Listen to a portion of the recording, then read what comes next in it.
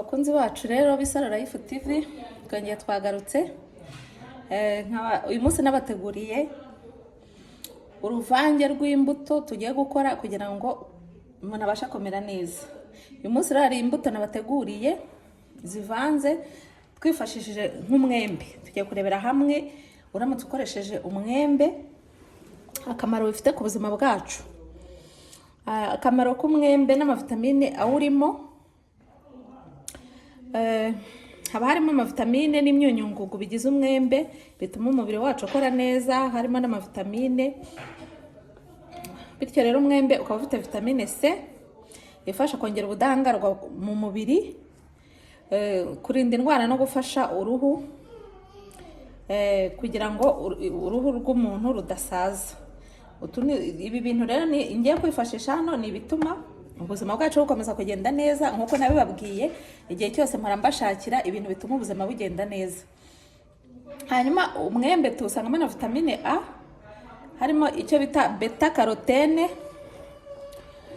ikenerwa mu kureba neza no kurinda uruhu no gufasha imikurire. Nk'urugero nko ku bana baba bayigaburiwe bakura neza cyane. Hakabamo vitamine E, ariyo antioxidant ifasha kurinda ingingo cyangwa se amaserire y'umubiri gusaza vuba. Dusangamo na vitamine K ikenewe mu gutuma amaraso atembera neza no gukomera kw'amagufa. Hanyuma ikindi kintu cyiza cyane dusanga mu mwembe, habamo B complex z'amavitamine, harimo B6, harimo BNF, za folate, B5, B3 zifasha mu mikorere y'ubwonko no kongera amaraso no gutanga imbaraga. Bakunzi banjye rero murumva yuko umwembe ni ikiribwa cyiza cyane, ni urubuto rwiza cyane. Ikindi dusangamo potassium na magnesium, bifasha umutima gukora neza no kugabanya umuvuduko w'amaraso. Hanyuma ikindi kintu dusangamo ni icyo bita fiber, insoro ifasha mu igogora no kurinda constipation. Hanyuma antioxidant iba mu mwembe, ubwoko bwa polyphenol, birinda indwara zifata umutima, kanseri ndetse no gusaza k'uruhu. Muri make umwembe ufitiye akamaro umubiri wacu mu buryo butangaje. Nyine ibifatika by'ingenzi ubundi 8 bituma umwembe tugomba kuwitaho mu buzima tukawukoresha. Icya mbere ni ukongera imbaraga mu mubiri, icyo bita ubudahangarwa, kurinda indwara z'amaso, kurinda kanseri zimwe na zimwe, gufasha mu igogora, kurinda umutima, gufasha uruhu, kongera amaraso no kongera imbaraga. Muri make ni ukuvuga ngo nko kongera imbaraga kubera isukari karemano ibirimo ya fructose na glucose. Umwembe ni ikiribwa cyiza cyane gituma umuntu amera neza. Uru rero ni urubuto rumwe ndi bwifashishe mu mbuto ngiye gukoreshamo hano.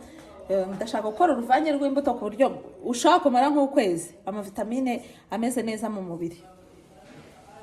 Hanyuma nyuma y'umwembe mfite urundi rubuto hano muri kureba rusa nka orange, ariko ntabwo ari orange, barwita pamplemousse.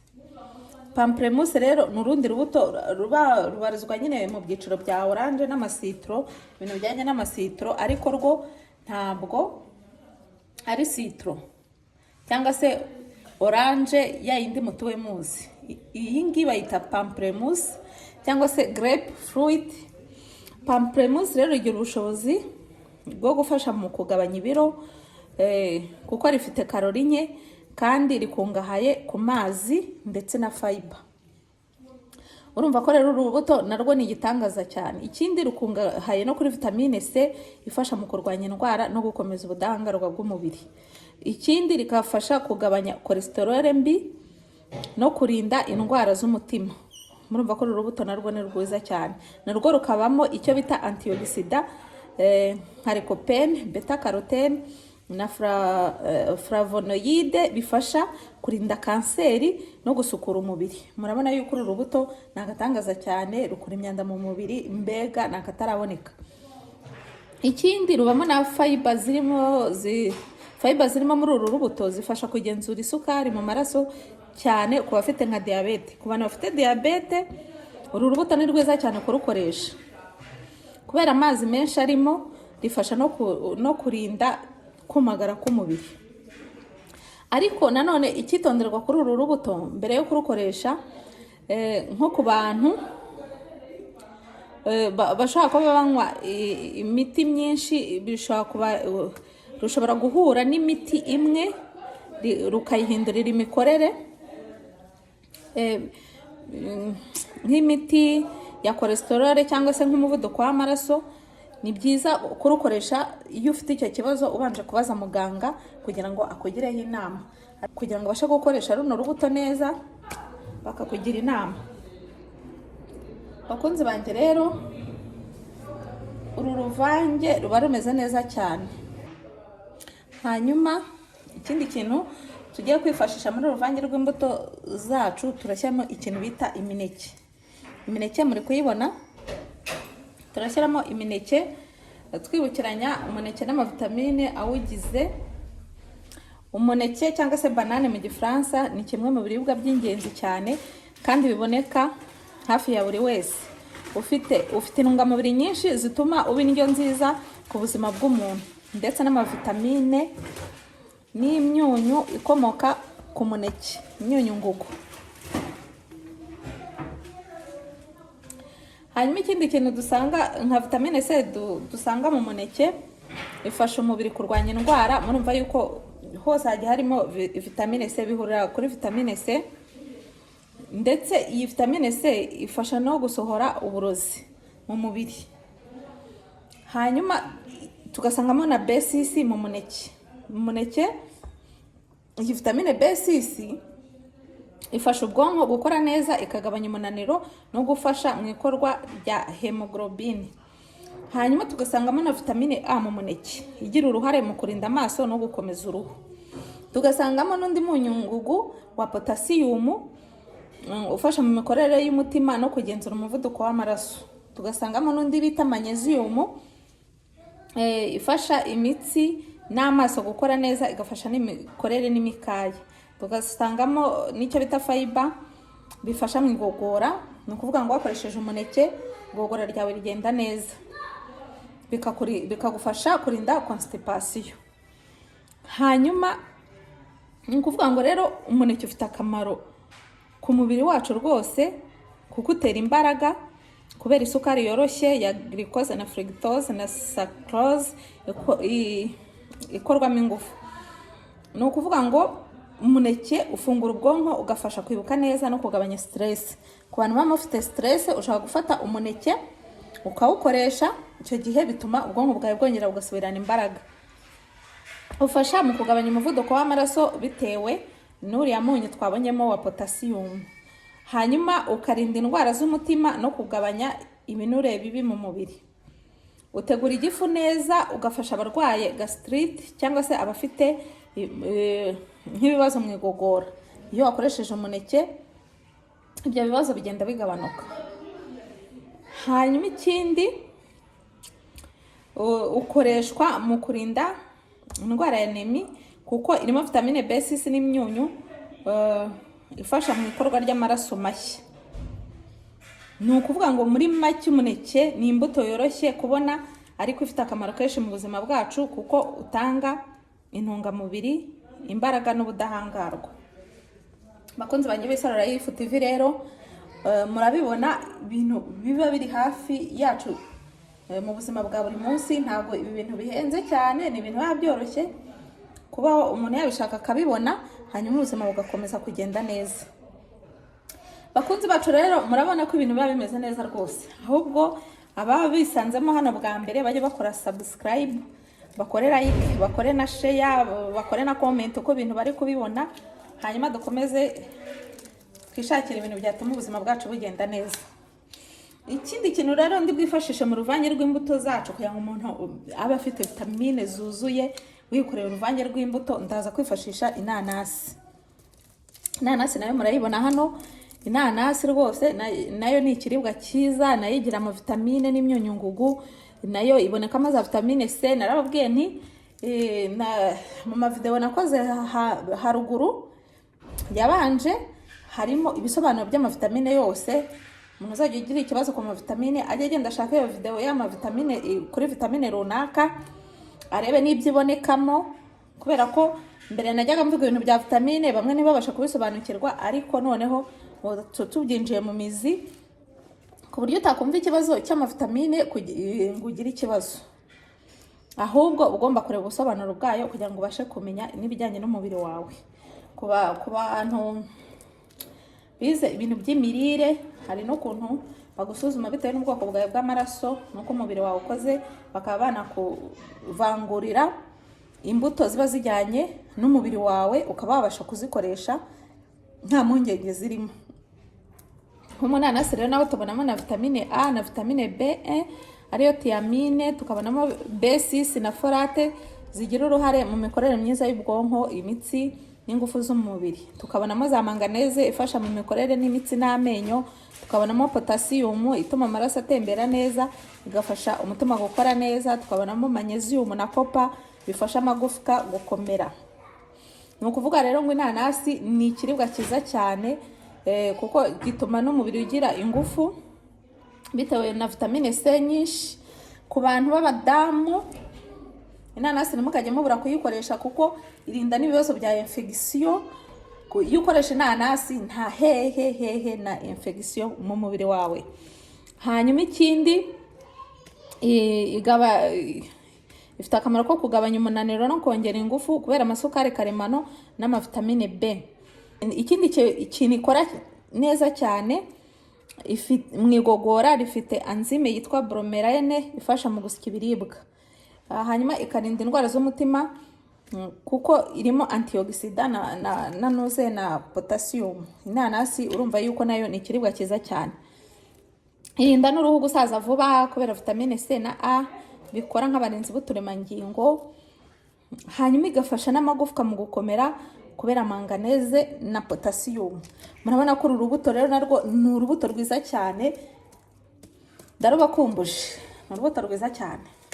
Mujye ibi bintu mubyitaho bakunzi banjye b'Isaro Life TV kugira ngo ubuzima bukomeze kugenda neza. Hanyuma ikindi kintu tugiye kurebera hamwe ni ipapayi turi bwongeremo. Ipapayi nayo ni urubuto muri kureba hano. Ipapayi nayo ifite intungamubiri zose zihuriye ku kintu bita vitamine C, ikagiramo beta carotene ya A, ikagiramo vitamine E ndetse na potassium ndetse na fibre. Ipapayi rero nayo ni nziza, ifasha mu igogora. Irimo enzyme papaine ifasha mu gusya ibiryo no kugabanya ibibazo by'igogorwa. Ikindi komeza ubudahangarwa kubera vitamine C nyinshi nayo nziza mu kurinda indwara zifata mu buryo bworoshye. Murumva ko izi mbuto zose ziba zifitiye akamaro umubiri wacu. Ikindi papayi turibonamo irinda indwara z'umutima kuko igira fibre na potassium na antioxidant bigabanya cholesterol mbi mu magambo make bita LDL, bikanarinda umuvuduko w'amaraso. Irinda amaso kubera vitamine A ifasha mu kurinda amaso no kugabanya indwara zayo. Hano mu ipapayi urumva ko haba harimo vitamine A, naho ni ukuvuga ngo izi mbuto zose zifite ibyo zimariye umubiri wacu. Noneho ikindi kiza cyane, isukura umubiri, ifasha mu kurinda umubiri kwandura indwara ziterwa n'uburozi bwinjirira mu mubiri. Hanyuma ku ruhu ifite antioxidant nka vitamine C na E bituma uruhu rusa neza bikarinda gusaza imburagihe. Murabyumva rero abakunzi banjye b'Isaro Life TV, ibintu byose biba ari byiza cyane. Ngiye kubitegura rero noneho mbivange. Ni ukuvuga ngo nk'uko nyine uba uri mu rugo wikorera ibyawe, ushobora gufatamo 2 cyangwa 3 ukaba ari byo ukoresha, ariko jyewe iyi mbumbe nakoze iyo uyiteguye neza ukayikoresha ushobora kumara ukwezi amavitamine yawe akikurimo ukagenda wemye uvuga uti nanjye ubu ngubu nibitsemo amavitamine ashaka gutuma amara ukwezi kose nta kibazo mfite mu mubiri wanjye. Ngo rero ngiye kubitegura, ngiye guhera kuri pamplemousse kubera ngiye kubikora mu ruvange rw'imbuto, ndayimanyura gutya. mwayibonye? Pamplemousse ni uko isa, muri kuyibona? Pamplemousse ni uko isa, iba ifite ibara rimeze gutya mo imbere. Hanyuma narangiza ayitonora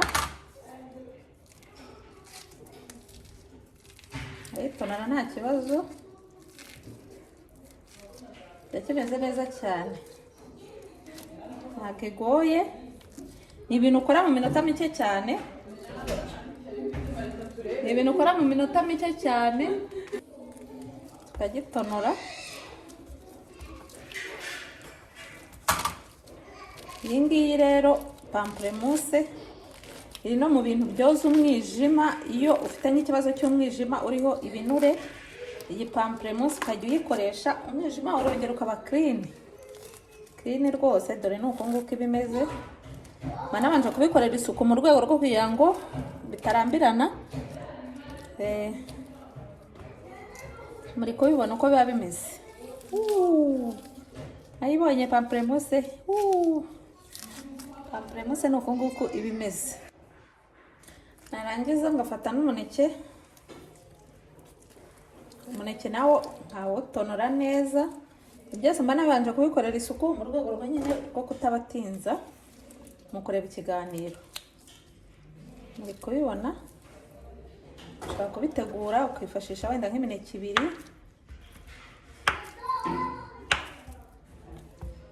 hanyuma ukabasha gutegura neza. Narangiza ngafata umwembe wanjye nkawuhata neza, nawo nkawushyiramo. Muri kubibona?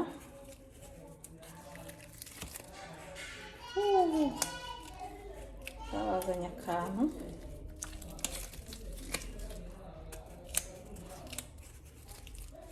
Kugira ngo rwa ruvange rwacu ruze kuba rumeze neza.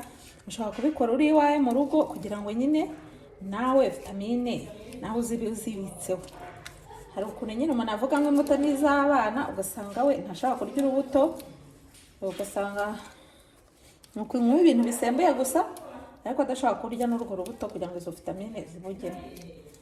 Ni ukuvuga ngo rero bantu banjye bo ku Isaro Life TV, nababwiye yuko ku Isaro ni ukwiyitaho, ubuzima bukagenda neza. Icyo jyewe nabazaniye kugira ngo tujye twitaho, hanyuma ubashe gukora ibindi bintu umeze neza. Hanyuma umwembe wacu nawo tukawukata neza, tugashyiramo ubuce buto buto. Icyo gihe rwose iyi bari kire ushobora gukoresha kamara ukwezi, urumva, ukwezi vitamine zawe zuzuye. Narangiza ngata n'inanasi kugira ngo nongeremo. Inanasi nayo nayibabwiye ku buryo buhagije. Inanasi rwose icyo gihe nayo tukayifata,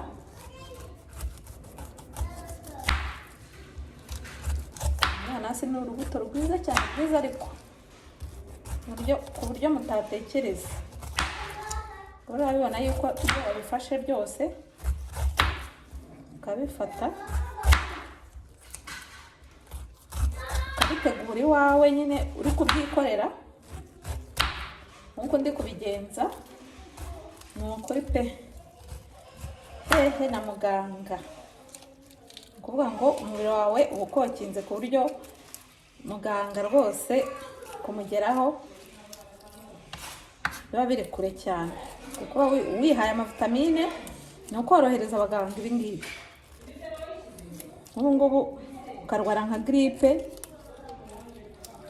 bikakwataka, biba bivuze ko nyine umubiri nta vitamine C ufite, nta budahangarwa ufite. Ni ukuvuga ngo umubiri nyine wananiwe, ugasanga utwo turwara duto duto tw'amafuti turakwatatse. Ayishyiramo,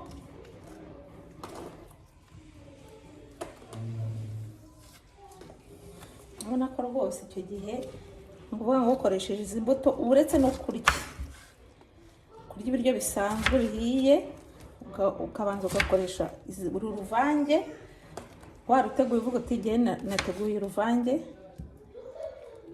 ndi bukoreshe, wabiteguye neza. Ikindi nanone tugakurikizaho wenda ipapayi. Ipapayi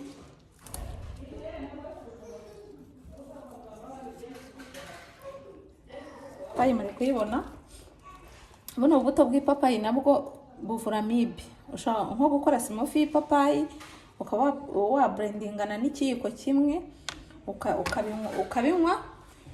Icyo gihe rwose no kuvuga ngo amibe hehe na amibe mu mubiri wawe bihita byica rwose amibe, ibyo bita amibe za microbe ziba ziri mu mubiri, hanyuma ukamera neza.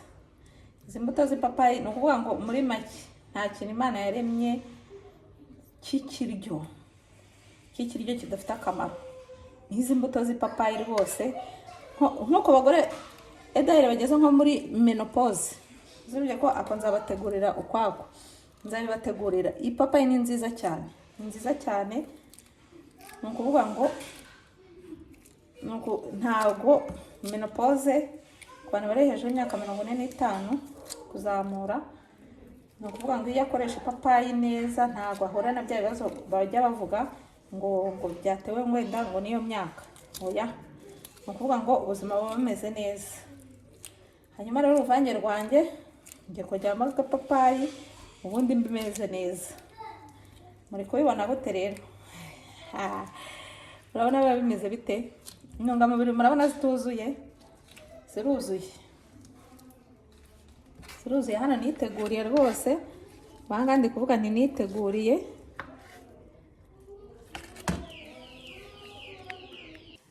Bakunzi banjye rero murabibona ndabisoje. Iyo umaze kubisoza gutya rero ushobora kubifungura.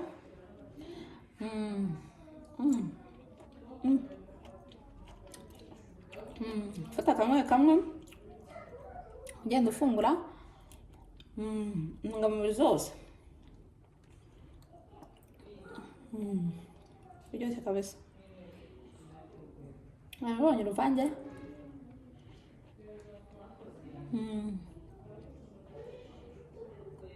Murabibona harameze neza. Ni ukuvuga ngo rero izi mbuto nateguye ntabwo ari iz'umuntu umwe yarya ngo zimare. Ushobora kuba n'abandi muri kumwe, hanyuma vitamine ikaba yuzuye. Bakunzi banjye rero muri kubibona muri kubibona ko isarura yifata ibimba nabatekerejeho, bande ko bashakira utuntu dutuma bigenda neza. Hanyuma nahanga ngarukirije uru ruvange rw'imbuto. Kuba bimushimishije wakora like, ugakora comment uko uri kubibona, ugakora share bikagera no ku bandi. Ku muntu utarakora subscribe kandi n'abazikoze ndabashimiye kuko ni mwebwe mutuma nongera ngakora n'ibindi kugira ngo nabicishe irungu. Bakunzi banjye rero muri kubibona rwose uru ruvange warukoresheje ukabitegura iwawe mu rugo. Uru ruvange ushaka kumara ukwezi umeze neza cyane, hehe na vitamine hehe n'umuze hehe n'ubuzima, mbega hehe n'imirire mibi. Ahangaha ikibazo kiba cyakemutse. Murakoze cyane rero, naho gutaha.